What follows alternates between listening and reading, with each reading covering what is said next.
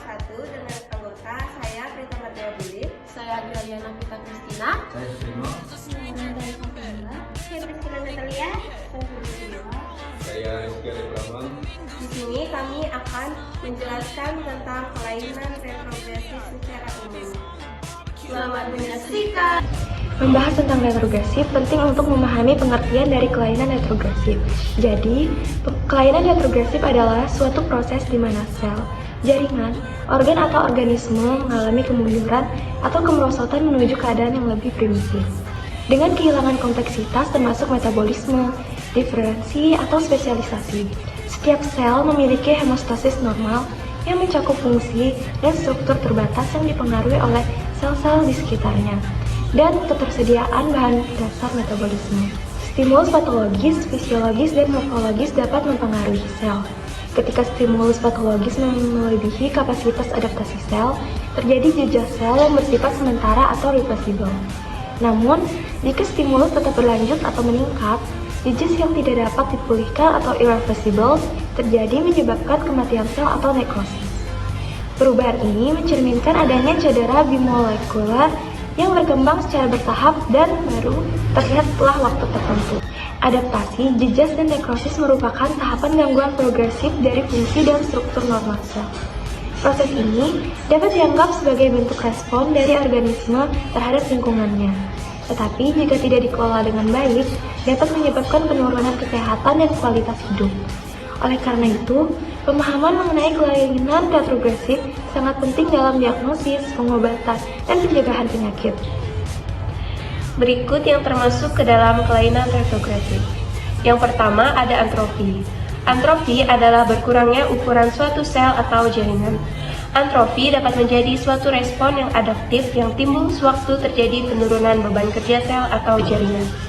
Dengan menurunnya beban kerja, maka kebutuhan akan oksigen dan gizi juga akan berkurang. Hal ini menyebabkan sebagian besar struktur intrasel, termasuk mitokondria, retikulum endoplasma, vesikel intrasel, dan protein kontraktil akan menyusut. Yang kedua yaitu degenerasi dan infiltrasi. Degenerasi ialah perubahan-perubahan morfologik akibat jejas-jejas yang non-fatal.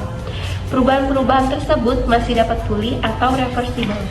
Meskipun sebab yang menimbulkan perubahan tersebut sama, tetapi apabila berjalan lama dan derajatnya berlebih, akhirnya mengakibatkan kematian sel atau yang disebut nekrosis. Yang ketiga, gangguan metabolisme. Memang setiap sel selalu terancam mengalami kerusakan, tetapi sel hidup mempunyai kemampuan untuk coba menanggulanginya. Jelas ini kemudian mengakibatkan gangguan dalam metabolisme karbohidrat, protein, dan lemak pada sel. Gangguan metabolisme intraseluler akhirnya mengakibatkan perubahan pada struktur sel. Yang keempat, nekrosis adalah kematian sel yang tidak disengaja atau tidak terprogram, yang menyebabkan kematian jaringan, terutama pada suatu sel, dapat menyebabkan isinya bocor dan merusak sel-sel di sekitarnya. Hal ini dapat menyebabkan peradangan dan kerusakan sel tambahan serta kematian. Yang kelima yaitu apoptosis, yaitu kematian sel yang diprogram. Apoptosis adalah suatu proses yang ditandai dengan terjadinya urutan teratur tahap molekuler yang menyebabkan disintegrasi sel. Apoptosis tidak ditandai dengan adanya pembengkakan atau peradangan. Namun, sel yang akan mati menyusut dengan sendirinya dan dimakan oleh sel di sebelahnya.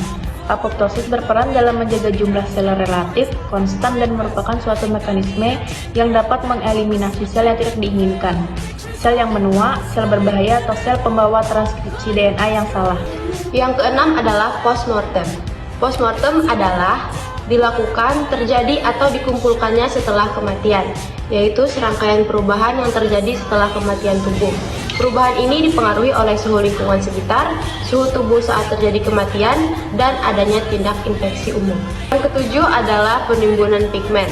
Pigmen adalah substansi yang mempunyai warna dan terakumulasi di dalam sel.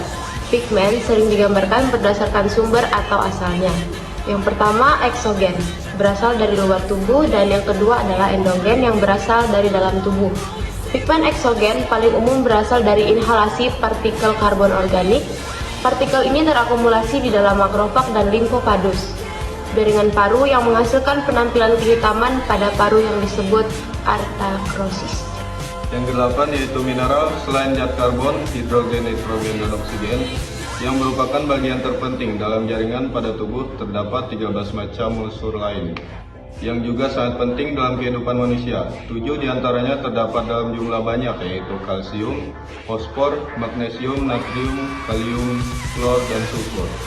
Sedangkan 6 lainnya merupakan trace elemen, tetapi vital yaitu besi, tembaga, mangan, yodium, kobalt, Jo, dan zinc, Zn. Dalam makanan sehari-hari sudah cukup, tetapi pengeluaran berlebihan, muntah, diare, atau gangguan penyerapan dapat menimbulkan defisiensi. 9. Defisiensi merupakan ketidakseimbangan nutrisi merupakan penyebab utama jejas sel, antara lain defisiensi protein, vitamin, mineral.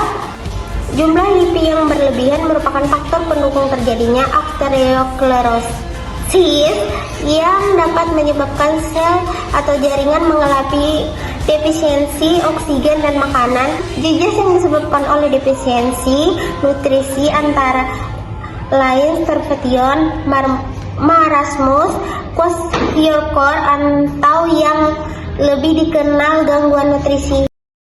Sekian video dari kami, terima kasih sudah menyaksikan. Bye!